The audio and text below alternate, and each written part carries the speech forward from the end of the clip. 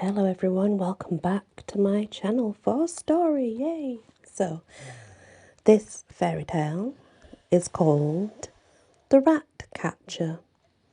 You might know it now as being called something more like the Pied Piper, but that's now. So yeah, The Ratcatcher. A very long time ago, the town of Hamel in Germany was invaded by bands of rats, the like of which had never been seen before, nor will ever be seen again. They were great black creatures that ran boldly in broad daylight through the streets and swarmed all over the houses, so that people could not put their hand or foot down anywhere without touching one. When dressing in the morning, they found them in their breeches and petticoats, in the pockets and in the boots. And when they wanted a morsel to eat, the ferocious horde had swept away everything from the cellar to garret. The night was even worse. As soon as the lights went out, these untiring nibblers set to work, and everywhere, in the ceilings, in the floors, in the cupboards, at the doors, there was a chase and a rummage, and so furious a noise that a deaf man could not have rested for 1 hour. 1 hour together at all, could he not? Neither cats nor dogs, nor poison nor traps, nor prayers nor candles burned, all to the saints. Nothing would do anything. The more they killed, the more came, and the inhabitants of Hamel began to go to the dogs, and not that they were much of use.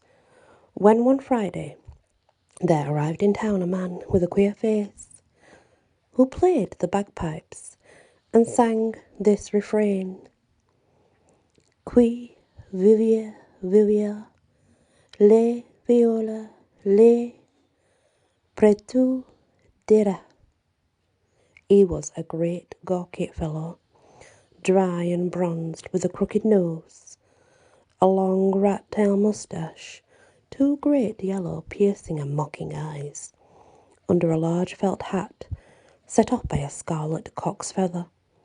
He was dressed in a green jacket with a leather belt and red breeches, and on his feet were sandals fastened by thongs passed round his legs in a gypsy fashion. And this is how he may be seen to this day, painted on a window of the Cathedral of Hamel. He stopped on the great marketplace before the town hall, turned his back on the church, and went on with his music, singing, Who lives shall see, this is he, the Ratcatcher.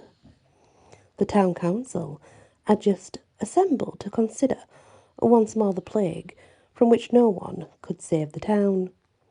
The stranger sent word to the councillors that, if they would make it worth his while, he would rid them of their rats before night, down to the very last one. Then he is a sorcerer, cried the citizens with one voice. We must beware of him. The town councillor, who was considered clever, reassured them. He said, sorcerer or not, if this bagpiper speaks the truth, it was he who sent us this horrible vermin that he wants to rid us out. He wants to rid us out, but rid us of our money too. Well, we must learn to catch the devil in his own snares. You must leave me to it. Leave it to the town councillor, said the citizens at last. Yes, yes, to the councillor. Leave it to the councillor, they all started saying to one another. And the stranger was brought before them. Before night, said the stranger, I shall have dispatched all the rats in Hamel, if you will but pay me a gross a head. A gross a head, cried the citizens. But what will come to millions of florins? The town councillor simply shrugged his shoulders and said to the stranger, a bargain. To work, the rats will be paid 1 gross a head. The bagpiper announced that he would operate that very evening when the moon rose. He added that the inhabitants should, at that hour leave the streets free and content themselves with looking out of their windows at what was passing, and that it would be a pleasant spectacle.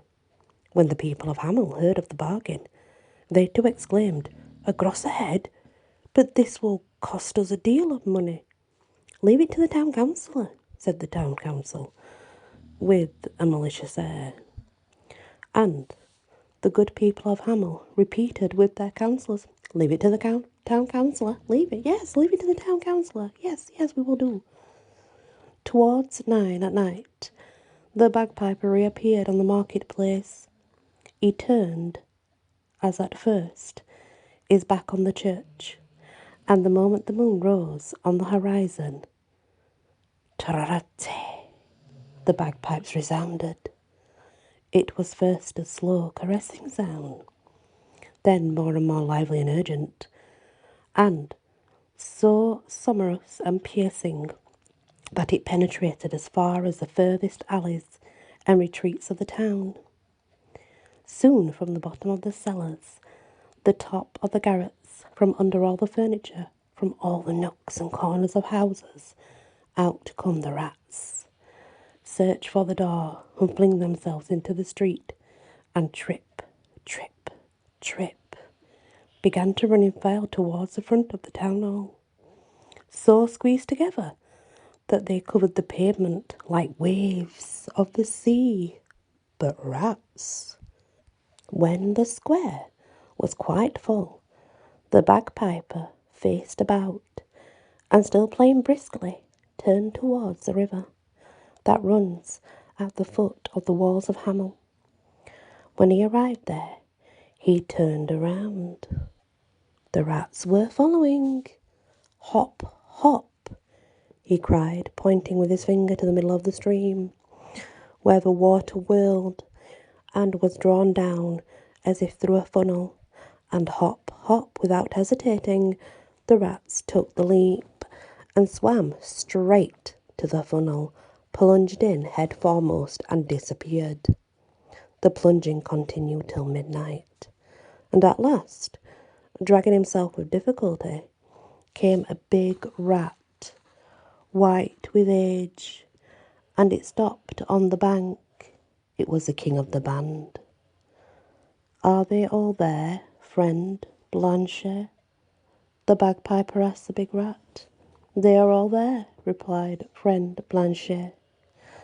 "And how many were they?"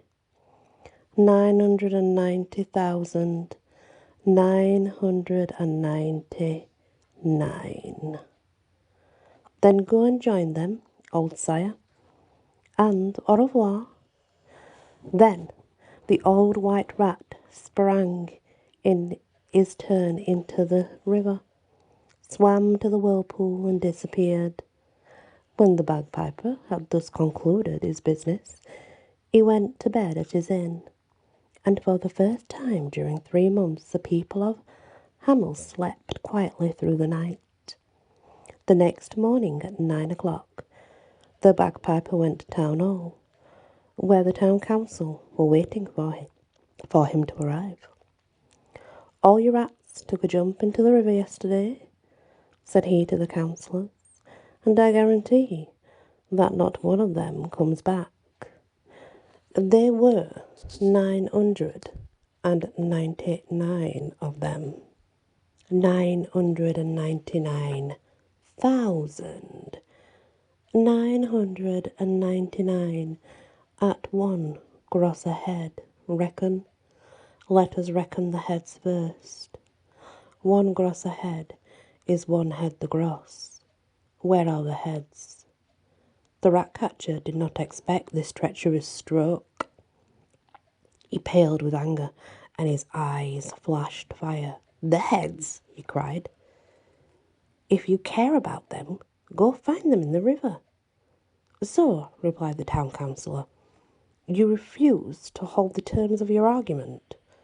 We ourselves couldn't refuse you all payment, but you have been of use to us, and we will not let you go without recompense." And he offered him 50 crowns.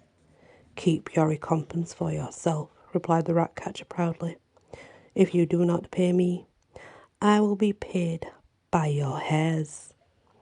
Thereupon he pulled his hat down over his eyes, went hastily out of the town hall, and left the town without speaking to a soul. When the Hamel people heard how the affair had ended, they rubbed their hands, and with no more scruple than their town councillor, they laughed over the Ratcatcher, who they said was caught in his own trap. But what made them laugh above all was his threat of getting himself paid by their hairs. Ha! They wished that they only had such creditors for the rest of their lives. And next day, which was a Sunday, they all went gaily to church, thinking that after Mass they would at last be able to eat some good thing that the rats had not tasted before them. They never suspected the terrible surprise that awaited them at their return home. No children anywhere. They'd all disappeared. "Our children! Where are our poor children?" was the cry that was soon heard in all the streets. And through the east door of the town came 3 children who cried and wept, and this is what they told. While the parents were at church, a wonderful music had resounded. Soon all the little boys and all the little girls that had been left at home had gone out, attracted by the magic sounds, and had rushed to the great marketplace, all of them at once. When there, they found the Ratcatcher playing his bagpipes at the same spot as the evening before. Then the stranger had begun to walk quickly, and they had followed, running, singing, and dancing to the sound of the music as far as the foot of the mountain which one sees on entering Hamel. As they approached the mountain, had opened a little, and the bagpiper and children had gone in, after which it had closed again. Only the 3 little ones who told the adventure had remained outside, as if by a miracle. One was bandy-legged and could not run fast enough. The other, who had left the house in haste, 1 foot shod the other bare, had hurt himself against a big stone, and could not walk without difficulty. The third had arrived in time, but, in hurrying to go in with the others, had struck so violently against the wall of the mountain that he fell backwards at the moment it closed. At this story, the parents redoubled their lamentations. They ran with pikes and mattocks to the mountains, and searched till evening to find the opening by which the children had disappeared, without being able to find it. At last, the night falling, they returned desolate to Hamel. But the most unhappy of all was the town councillor, for he lost 3 little boys and 2 pretty little girls, and, to crown all, the people of Hamel overwhelmed him with reproaches and help and needs. They seemed to have forgot that the evening before they had all agreed with him. What had become of all those children? The parents always hoped they were not dead, and that the Ratcatcher, who certainly must have come out of the mountains, would have taken them with him to his country. That is why for several years they sent in search of them to different countries, but no one ever came on the trace of the poor little ones. They never were found. The end. And that is the Ratcatcher, known as the Pied Piper. If you're listening on YouTube, please hit that like. It's completely free. Share if you can, and consider subscribing. Thank you, and many blessings.